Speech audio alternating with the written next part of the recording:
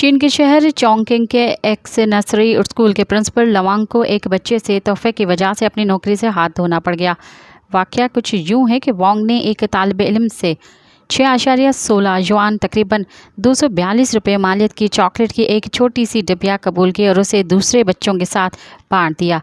ये chocolate teachers day के मौके पर बच्चे अपने उस्तादों को अक्सर तोहफे के तौर पर देते हैं और इस दिन के करीब वालिदैन अपने बच्चों के लिए तोहफे ख़रीदने में दिलचस्पी रखते हैं।